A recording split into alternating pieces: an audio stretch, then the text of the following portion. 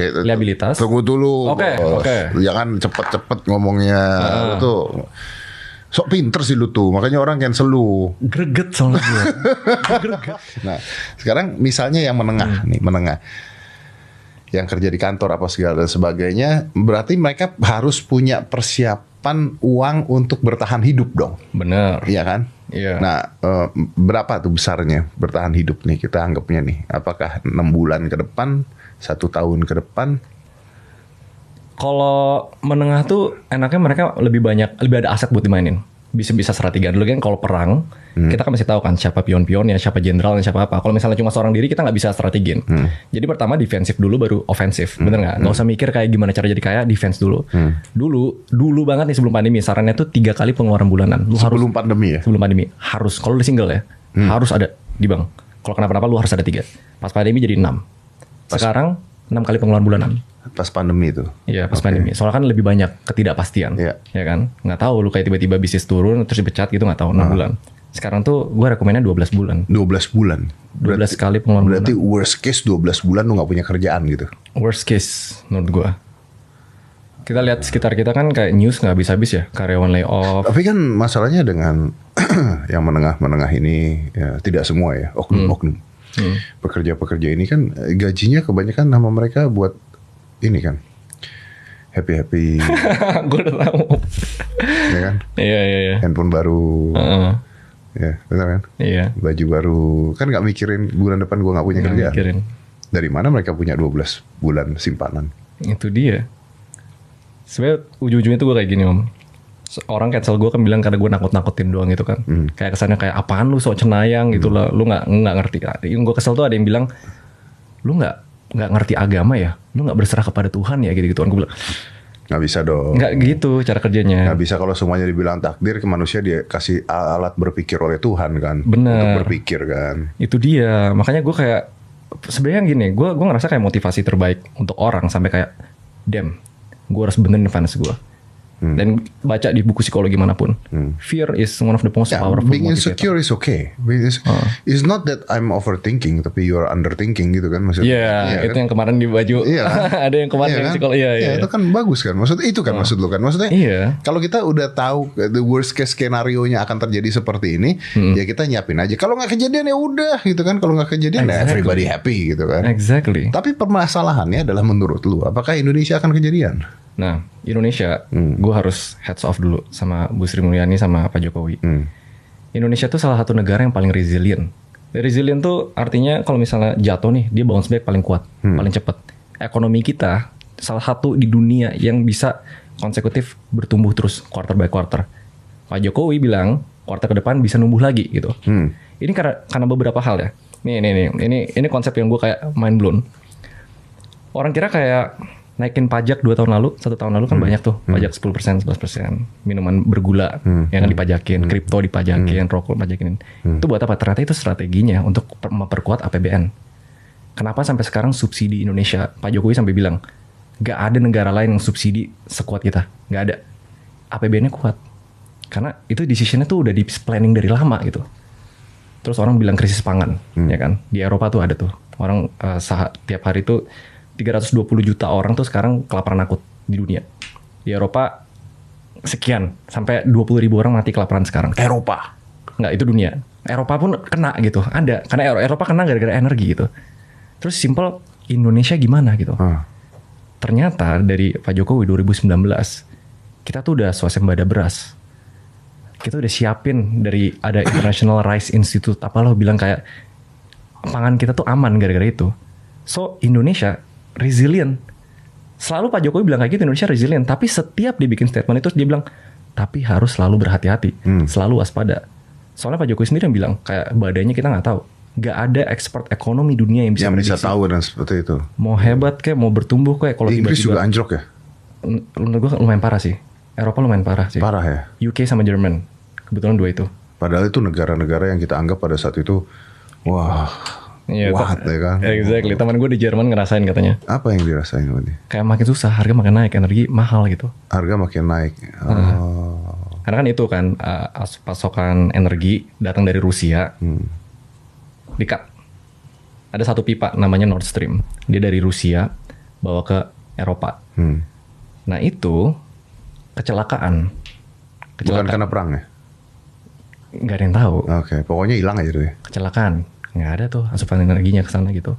Jadi hal-hal gitu loh. Jadi kayak ke stop, nggak muter. Tapi kenapa di Asia kayaknya much better ya? Asia. Indonesia is okay. I think Vietnam, Singapura inflasi 11% kalau nggak salah, tapi masih bisa jalan lah gitu maksudnya. Kenapa di Asia lebih oke dibandingkan di luar ya? Kalau Asia yang lain gue nggak tahu, tapi kalau Indo basically kita diuntungkan komoditas. Di saat semua negara krisis komoditas kan komoditas kita kuat. Kita berlebih ya komoditas kita ya. Ya sampai bisa swasembada berasnya sampai bisa ngestok berapa banyak itu. Iya benar. Hebatnya itu. Berarti harusnya aman dong? Enggak juga. Wah, lo nggak bisa. Gimana sih? Loh gini loh, mau sebanyak-banyaknya news baik ya. Coba ada satu startup, gue nggak boleh sebut ya di sini. Jangan. Boleh. Jangan, gue tahu. Baru banget hari ini newsnya Pilot. Itu padahal menurut gue startup di Indonesia. Iya di Indonesia. Itu hari ini udah keluar newsnya belum? Ada keluar. Kalau ada sebut aja bos, udah ada. Ya Fabelio, gue baru baca newsnya. Itu lumayan terkenal tuh di properti. Dia menyatakan bangkrut. Pilot. Ya sampai sekarang harus layoff berapa orang? Nggak tahu berapa banyak. Tapi makanya gitu kan harus crisis management kan. Dan company masih nggak berhenti layoff sampai sekarang. Gue harus akuin ya, ini gue jarang ngomong di publik. Gue pun melakukan efisiensi karena takut gitu loh. Karena dengan ini buying power masyarakat itu jadi berkurang. Orang jadi nggak bisa ngeluar duit sama kayak dulu, which is bagus buat masyarakatnya. Tapi buat bisnis jelek dong. Buat bisnis gue mau lu spend sebanyak mungkin buat gue gitu misalnya.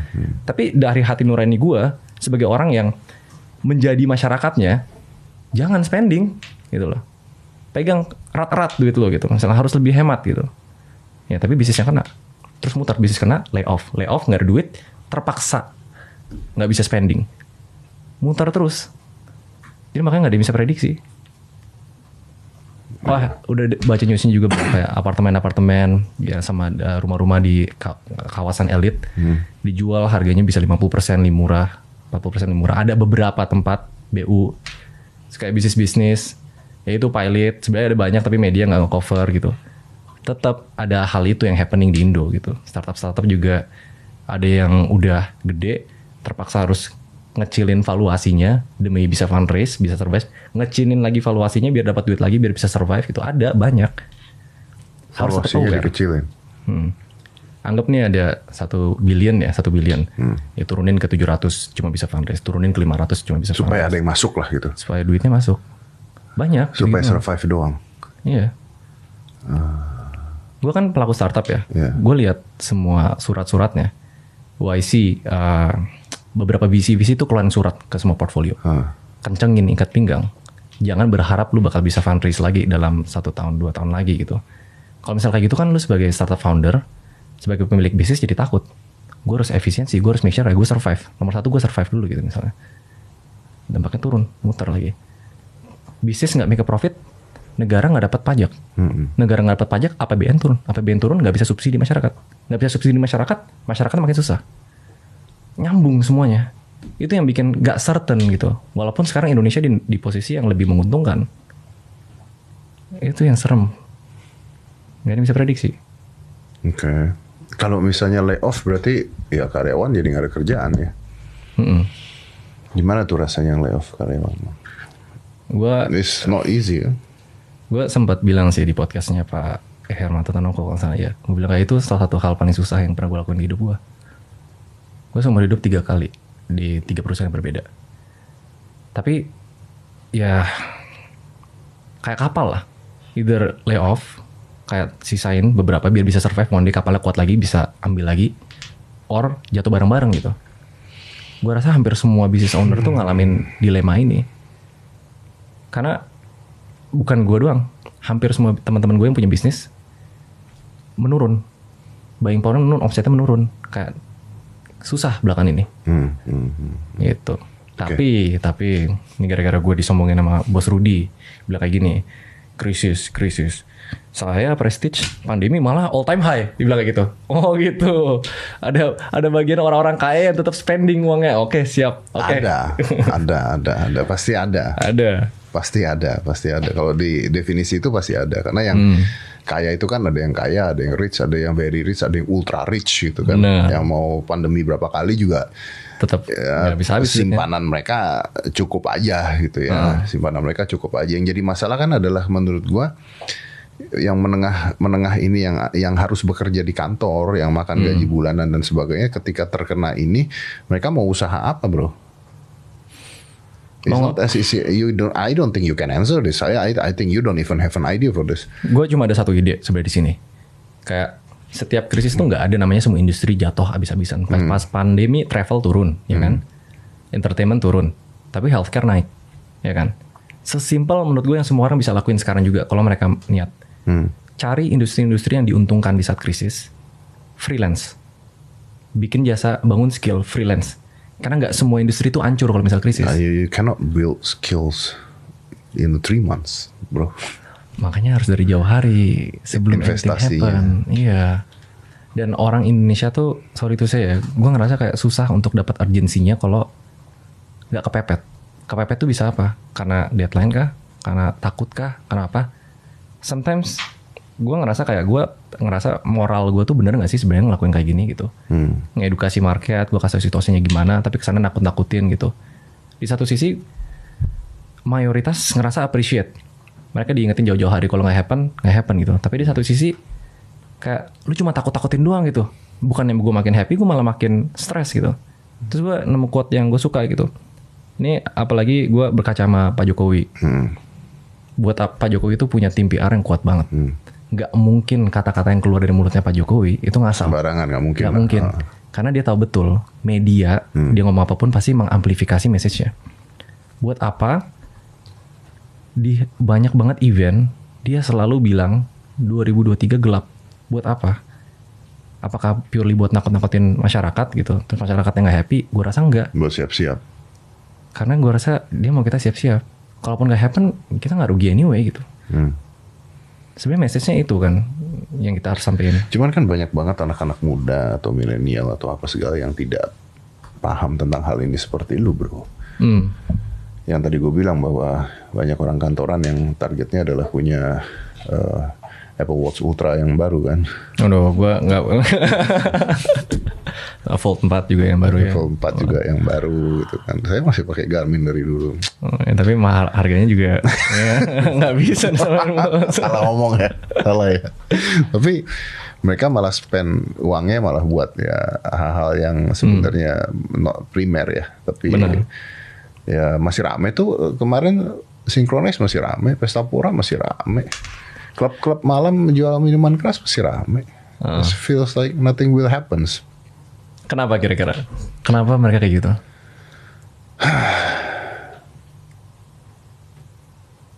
Lu nanya gue. Iya. Because they don't understand the idea of how the world work. Benar. Ini mereka nggak ngerti besarannya ya maksudnya ya, karena nggak ngerti bahwa they feel safe, mereka merasa aman. Mereka merasa aman. Dan YOLO, YOLO FOMO. Iya. YOLO FOMO, unprepared. Dan merasa kemarin juga survive nih gue pandemi. Jadi akhirnya kayak it's very difficult untuk menerangkan orang yang tidak pernah mengalami hal tersebut gitu maksud gue. Maksudnya gue kalau ngomong sama anak orang kaya, lo tau nggak gue tuh dulu susah begini-begini, nggak relate. Nggak relate ya. Nggak relate bro. Nggak relate tuh kalau tidur, kalau di rumah tuh parkir motor di dalam rumah tuh nggak relate gitu maksud gue.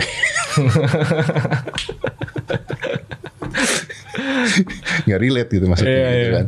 Jadi menurut gue harusnya bukan dalam keadaan, nah ini mungkin pesan ini, harusnya bukan dalam keadaan Raymond Chin nakut-nakutin 2023 resesi enggak apa segala. Harusnya the feels of insecure is always in you doh.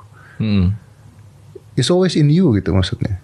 Gue nggak perlu kena sakit jantung dulu untuk periksa jantung gitu maksud gue. Gue harus check up every year. Benar. About jantung gue. Contohnya kan gitu. I need to work out. Ya buat sehat gitu ya. Masalah orang workout tiap hari meninggal ya ada gitu maksudnya. Bener. Cuman kan meminimalisir kejadian-kejadian tersebut kan. Because nobody know kan. That's a problem dong. Nah Jadi ketika lu diserang menurut gua ya karena tidak relate gitu. Karena nggak relate dengan life is actually terlihat beautiful kok di mana-mana. Lu lihat Instagram orang, everybody happy. You say what? Krisis lah, resesi lah. Lu lihat Instagram orang, semua pada healing di Bali. Semua pada keluar negeri, semua bajunya baru, semua terlihat senyum, semua terlihat apa? Nggak ada tuh. Nggak ada gambar anak kelaparan di jalan di Instagram. Nggak masuk FYP tuh. Kan itu problem kan masalahnya kan. Jadi akhirnya ya lu diserang karena ini orang nakut-nakutin doang.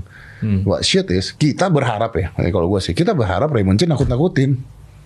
Ya dong.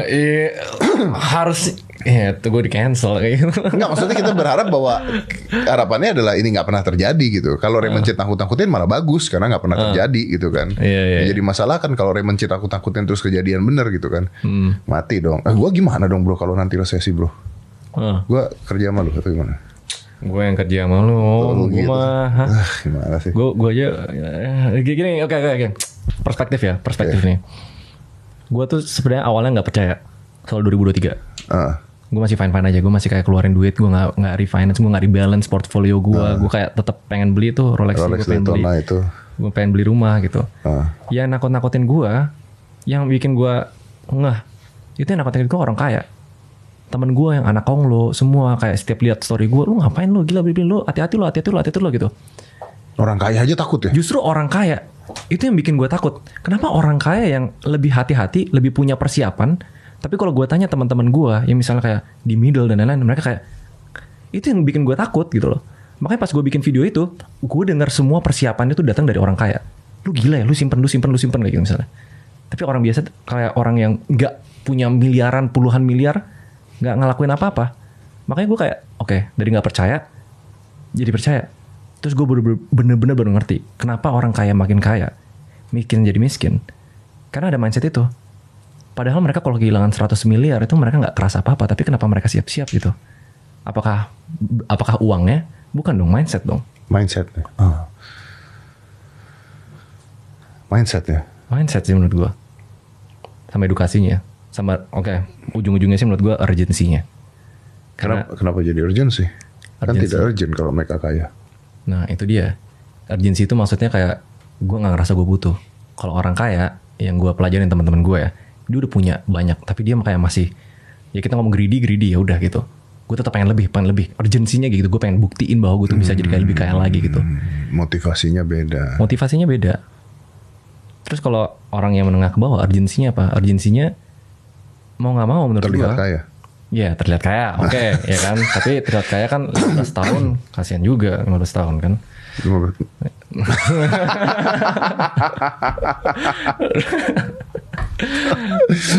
Iya, urgensinya malah seperti itu ya.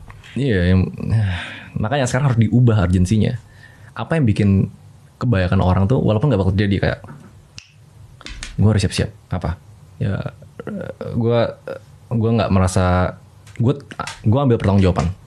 Gue ambil pertanggungjawaban kalau sampai semua orang Indonesia nggak suka sama gue. Gue ambil pertanggungjawaban kalau misalnya mereka cancel gue, kesana gue nakutin dan lain-lain. Tapi sometimes, apakah itu yang dibutuhin gitu? Apakah gimana cara? Lu harus tahu, lu harus siap-siap gitu misalnya. Soalnya gue jarang banget kayak seumur Pak Jokowi, gue ngikutin banyak Pak Jokowi kan. Gue jarang banget seumur lihat kayak dia speech, kok kayak kali ini beda gitu, kok kayak terlalu pesimis gitu. Sedangkan orang nggak mau lihat pemimpin yang pesimis kan. Dan buruh-buruh banyak yang ngelakuin protes loh. Buruh-buruh di Indonesia bilang kayak stop lah negara dengan kebohongan ini, stop dengan kepesimisan ini gitu. Kita cuma mau dibayar dengan fine dan lain-lain gitu. Kayak gue juga nggak tahu kenapa Pak Jokowi kayak gitu, tapi masih ada reasonnya di belakang, karena yang paling ngerti ekonomi selain dari tim dan negaranya siapa lagi gitu? Ya Jokowi yang paham, yang dapat bisikan, dapat apa? Itu dia. Semua cerita-cerita tersebut ya.